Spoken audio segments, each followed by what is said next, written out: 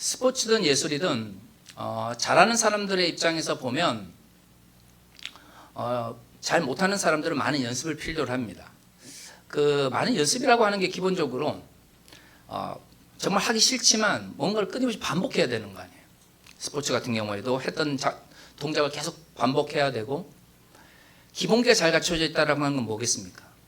너무 불필요해 보이고 너무 힘든 과정이고 너무 지루한 과정이지만 하나의 기술을 익히기 위해서 특정한 행동들을 반복하는 것이 어떻게 보면 기본기가 잘 갖춰져 있다라고 하는 겁니다. 신앙에 있어서도 마찬가지예요. 신앙의 기본기라고 하는 것은 내가 하나님을 만나기 위해서 어떤 마음을 가지고 어떤 의지를 가지고 있느냐 하는 겁니다. 사실 성경의 지식은 배우면 됩니다. 저도 공부를 했습니다만은 신학이라고 하는 것이 어느 순간 학위를 끝낸다고 해서 성경이 다 압니까? 말도 안 되죠. 성경은 평생 우리가 끊임없이 연구하고 묵상하고 성찰하는 대상이지, 내가 이성으로 쪼개고 분석해가지고 끝 이렇게 해서 파악할 수 있는 대상이 아닙니다. 그런 생각을 가지게 되면 학문이 우상화가 돼요. 정말 그런 분들 많이 봤습니다. 제 자신도 학위를 했기 때문에 그런 분들 뵐 때마다 스스로를 돌아봐요. 나는 내가 배운 것이 성경의 전부라고 생각하고 있지는 않은가, 혹은 하나님의 전부라고 생각하고 있지는 않은가. 성경은 우리 삶을 통해서 끊임없이 익히고 배우고 무엇보다 경험해야 하는 겁니다. 그래서 성경 속에 들어있는 문자의 의미가 아니라 성경이 우리에게 던져라고자 하는 의미, 그 메시지에 집중해야 하는 것이죠. 그런데 모든 사람들이 동일한 신앙의 수준을 가질 수는 없기 때문에 어쩔 수 없이 성숙한 사람과 미숙한 사람, 그 말씀이 자신의 삶 가운데 묻어나는 이들과 뭔가 알기를 원하고 또 알기 위해서 노력은 하는데 아직은 자신의 삶 가운데서 묻어나지 않는 이들이 구분되어집니다. 운동을 잘하고 그림이나 예술을 잘하는 사람들 입장에서 누군가를 가르치려면 기다려야 합니다. 왜냐하면 그는 앞에서 이야기하는 것처럼 끊임없이 반복되는 훈련을 통해서, 연습을 통해서 익숙해지기 때문이죠. 여기서 이제 우리가 조심해야 되는 게 있어요. 하다못해 미술이나 음악이나 예술, 스포츠도 익숙한 사람 입장에서, 잘하는 사람 입장에서 누군가를 키우기를 원하면 그가 스스로 연습해서 스스로 일어날 수 있도록 어떻게 됩니까? 기다려줘야 됩니다. 가르치는 사람이, 코치나 아니면 마스터라고 하는 사람들이 기다리지 못하면 학생들이 성장할 수가 없습니다. 왜냐하면 학생들은 선생님들이 원하는 것만큼 금방 성숙 혹은 성장할 수 없기 때문이죠.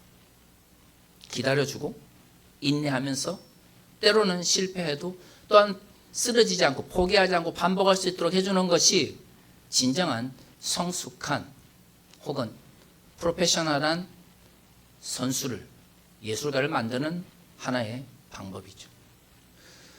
신앙도 마찬가지입니다. 신앙의 기본기가 중요한 것처럼 신앙도 성숙된 사람들 입장에서 이제 막 신앙생활하는 사람들에게 가장 필요한 것은 뭐냐면 기다려주는 것, 인내하면서 바라봐주는 겁니다. 물론 이게 관망하고는 다릅니다. 관망이란 네가 잘 되든 말든 네가 알아서 해, 이게 관망이고요. 기다려준다라고 하는 것은 올바른 길을 제시해주고 그 길로 나아갈 수 있도록 반복해서 훈련할 수 있도록 하는 겁니다. 그런데 어떨 때는 어떻게 해야 되죠? 스스로 그것을 훈련할 수 있도록 시간을 주고 기다려줘야 돼요. 그게 관망과 기다려주는 것 사이의 가장 중요한 차이죠. 방향을 제시해 주는가, 방향을 잃어버렸을 때 다시금 그 방향으로 갈 수 있도록 도와주느냐가 기다려줌의 가장 중요한 핵심입니다. 여기서 이제 우리가 기억해야 되는 게 있습니다. 왜 우리는 그렇게 해야 되는가? 참 우리는 예수를 믿기 때문에 성경의 가르침이 엄청 쉽게 다가옵니다.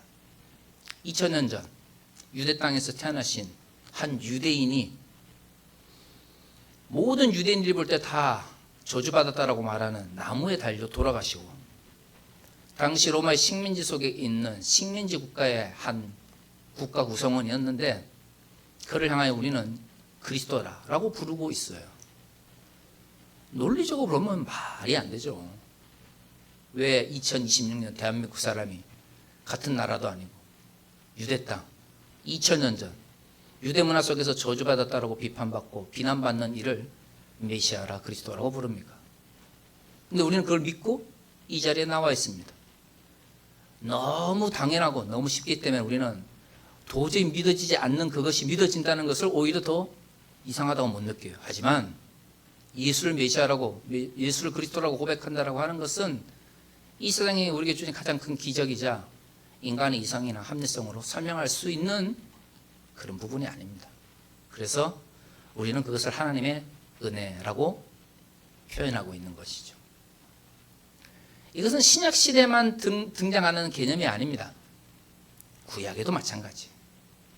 우리가 성숙된 신앙인으로서 다음 세대를, 우리 자녀들을 또 우리가 앞으로 복음을 전해야 될 새로운 사람들에게 기다림으로 그들이 스스로 훈련해서 하나님을 만나고 올라올 수 있도록 방향을 지시하고 바라볼 수 있는 이유는 하나님께서 구약 시대에도 그러셨고 신약 시대에도 그렇게 우리를 기다리시기 때문입니다. 오늘 우리가 읽은 본문의 말씀은 솔로몬이 성전을 다 짓고 우리가 지난주에 읽은 것처럼 낙성식을 위한 찬양시, 찬양을 부른 다음에 낙성식을 마무리하는 본문입니다. 우리가 지난주에 살펴본 것처럼 낙성시 혹은 찬양시라고 이야기하지만 기도 형식으로 되어 있어요.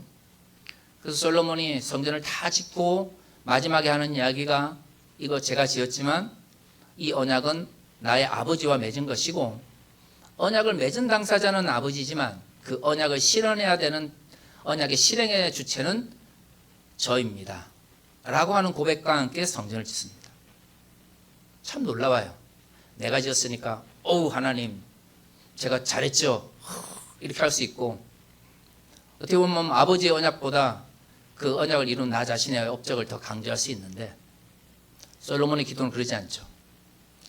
성전을 지었다 하는 맨 마지막에 그 기도 혹은 찬양시 제일 뒤에 있고 그 찬양시 대부분은 하나님께서 나의 아버지와 언약을 맺으셔서 이 성전이 지어졌습니다 라고 이야기를 합니다. 그리고 우리가 알고 있는 것처럼 역대상의 마지막 부분과 역대하의 첫 부분을 연결시켜 보면 결국에는 그것은 다윗의 찬양시와 연결되죠. 다윗의 찬양시의 핵심이 뭡니까? 제가 모든 걸 다 준비했지만 결국 당신이 나에게 그것을 준비할 수 있도록 허락하셨기 때문에 성전을 지을 수 있는 준비를 했습니다가 찬양시의 핵심입니다.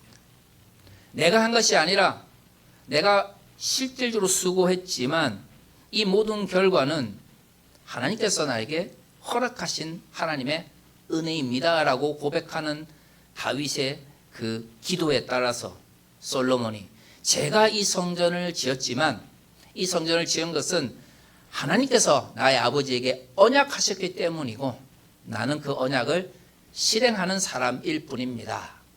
그리고 저는 이제 그 약속의 실행자로서 오늘 성전을 지었습니다. 라고 기도하죠. 솔로몬이 이후에 많은 실수와 실패를 경험하지만 적어도 성전의 낙성식을 할 때 솔로몬은 하나님 앞에 내가 했지만 하나님께서 해주셨습니다라고 말할 수 있는 자기 정체성, 그 다음에 하나님을 향한 믿음을 가지고 있었어요.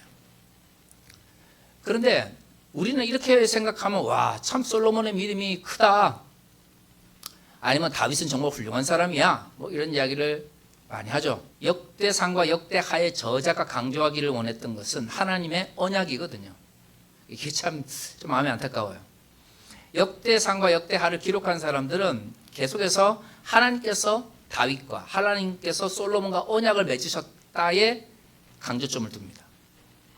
비록 그 외형적인 모습은 다윗이나 솔로몬을 통해서 성전이 지어졌을지 모르겠지만 결국에는 그들의 능력으로 된 게 아니라 하나님께서 그와 언약을 맺으셨기 때문에 성전을 지을 수 있다라고 이야기를 하는 거죠. 그 말은 그걸 뭘 강조하고 싶습니까? 이 성전은 단순한 건물이 아니라 이스라엘과 하나님 사이의 언약의 결과물이라는 거죠. 그 말은 너희는 하나님의 백성이 된 이유가 내가 너희 성도들과 언약을 맺었기 때문이니까 너희는 하나님의 백성으로서 정체성을 지키기 위해서 뭘 해야 된다? 언약을 지켜라 이거죠. 성자는 언약을 지켜야 하나님의 백성이 되고 하나님의 언약을 상징하는 하나님의 백성으로서의 성전을 가지고 있는 한 하나님께서 그 백성을 떠나지 않을 것이다라고 하는 약속을 반복해서 기억하기 위한 겁니다. 그리고 언약에 빠지면 이제 검문만 남는 거고요.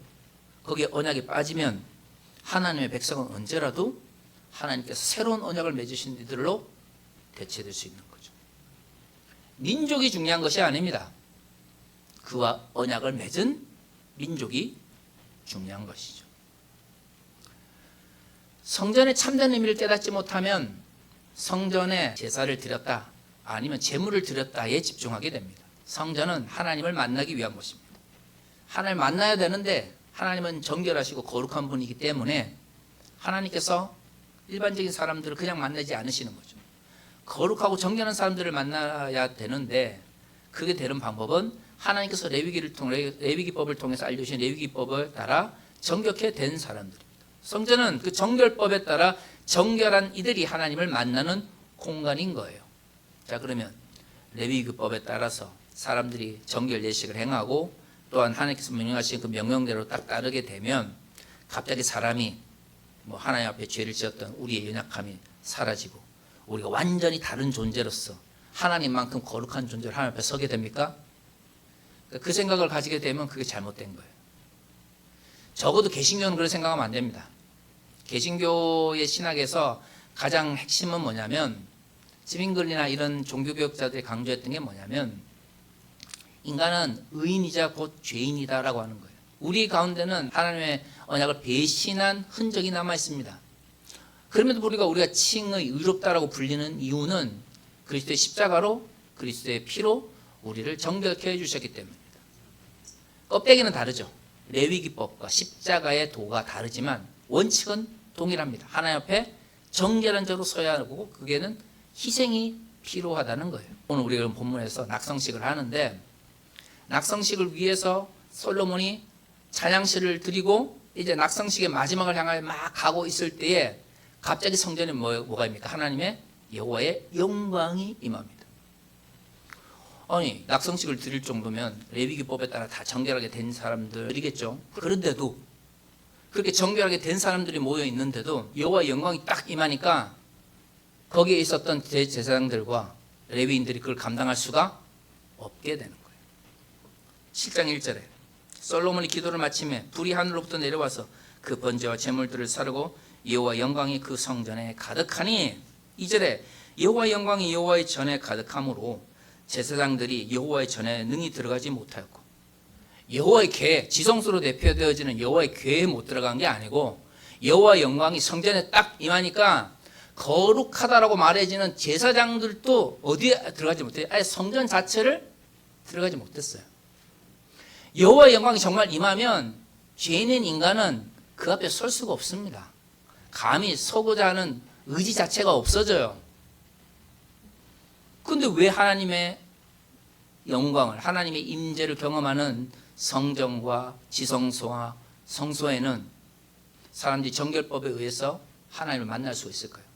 하나님께서 자기 자신의 영광을 뭐예요? 제한해서 인간들이 제사장이, 레위인이, 대제사장이 거기에 들어갈 수 있도록 허락하시기 때문이죠. 스포츠 정말 잘하는 사람들, 막 진짜 프로페셔널 하는 사람들이 와가지고 아마추어하고 경기를 하면 게임이 돼요, 안 돼요? 안 되죠. 잘하는 사람들이 봐주고 기다려주고 그 실력에 맞게 맞춰줘야 되는 거예요. 여호와의 영광은 다를까요? 그냥 여호와의 영광이 그냥 오늘 낙성식처럼 그냥 임하면 아무리 레위기법으로 정결하게 되어도 아무리 제사장이니 대제사장이니 레위인이니 해도 감히 그 성전에 못 들어갑니다. 들어가면 죽으니까요. 그럼 왜 평소에는 레위기법을 통해서 하나님을 만나고 하나님께 나아갈 수 있나요? 하나님께서 그 인간의 연약함에 맞춰서 자비를 베푸시니까 그런 거예요. 하나님께서 사람의 연약함을 보시고 그냥 하나님의 영광이 100% 임하면 죽을 수밖에 없으니 기다려주고 그래도 저 정도의 정죄법을 거치면 내가 너희를 만나줄게 라고 자비를 베푸시니까 여호와의 영광이 임하는 곳에 사람들이 나아갈 수 있는 거죠. 그래서 사람들은 여호와의 영광을 떠올릴 때 그것이 하나님의 자비의 표현이라는 생각을 해야 돼요. 근데 대부분 어떤 생각을 하냐면 와 여호와의 영광이 임했네 이러면서 와 이러면서 그래도 여기까지는 괜찮아요. 여기서 조금 더 사람이 삐뚤어지면 야 역시 나는 뭔가 특별한 사람이야 이렇게 돼버려요.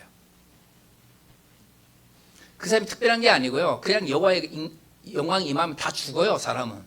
그런데 하나님께서 그와 대화하시고 그와 교제하시고 그의 삶 가운데 함께 하시기를 원하시니까 그 사람에게 맞게 어떻게 하시는 거죠? 자비로서 자신을 드러내시는 거죠. 근데 자꾸 우리가 여호와의 영광이 임하면 오야 이러면서 하나님 앞에 뭔가 우월한 자가 된 것처럼 나 자신의 잘못된 정체성을 드러낸다면 하는 것이 얼마나 우습겠습니까? 프로 스포츠 선수들이 실력을 키워주기 위해서 봐주면서 막 게임을 했는데 아마추어 선수가 와 나 이 정도 하면 너무 잘하는 거 아니야? 와 나 천재 아니야? 이런다고 해보십시오. 그 프로페셔널한 선수가 그 아마추어를 보면서 뭐라고 생각하겠습니까? 우리가 하나님의 영광을 강구할 때는 하나님의 영광 자체보다도 나에게 맞게 나에게 하나님께서 허락해 주시는 하나님의 자비를 머릿속에 떠올려야 됩니다. 우리 교회 가운데 만약 하나님의 영광이 임한다면 그건 우리가 잘해서가 아니라 하나님께서 우리 공동체에 맞게 당신을 드러내셨기 때문에 하나님의 모든 역사와 하나님의 모든 기적은 그것을 이루어나가는 사람들에게 놀라움을 주기 위한 것이 아닙니다. 하나님의 영광을 경험했다면 그거는 하나님께서 당신의 자비를 우리에게 베푸신 거죠. 그러니까 우리는 뭘 찬양해야 되면 당신의 자비를 찬양하는 거예요. 한국 사람들은 하도 외부로부터 피심장을 많이 받은 문화가 있기 때문에 자비나 아니면 긍휼이나 이런 부드러운 마음 있잖아요. 이런 마음을 찬양하거나 이런 것에 익숙치가 않아요. 그러니까 한국 사람들이 생각하는 찬양, 영광, 막 경배 이런 건 다 뭐냐면 위대하고 막 권력이 넘치고 뭔가 막 있어 보이고 이런 거지. 연약한 자에게 연약한 모습으로, 불쌍한 자에게 불쌍한 모습으로, 사랑이 필요한 자에게 사랑의 모습으로 다가가는 하나님은 뭔가 찬양하고 경배하고 이런 것에 굉장히 낯설어합니다. 그런데 말이죠, 하나님의 영광은 하나님의 자비의 표현인 거예요. 우리가 정말로 하나님의 영광을 찬양하기를 원한다면 뭐를 찬양할 수 있는 마음이 있어야 되냐면 하나님의 자비를 찬양할 수 있는 마음이 있어야 하는 거죠. 그게 단순히 하나님과 우리와의 관계성 뿐이겠습니까? 그렇지 않습니다. 우리가 만나는 우리의 성도들, 우리가 만나는 우리 믿지 않는 이들을 향한 자비의 표현도 결국엔 하나님의 영광이 나타나는 또 다른 모습인 거죠. 사랑하는 성도 여러분, 하나님을 만나기를 원한다면 위대하시고 능력 많으시고 크신 하나님뿐만 아니라 연약한 자의 눈물을 닦아주시고 부족한 이들의 손을 잡아주시는 자비와 긍휼과 사랑의 하나님도 함께 만나며 그 하나님 역시도 우리 삶 가운데 찬양하며 경배할 수 있기를 소망합니다. 다 같이 기도하겠습니다.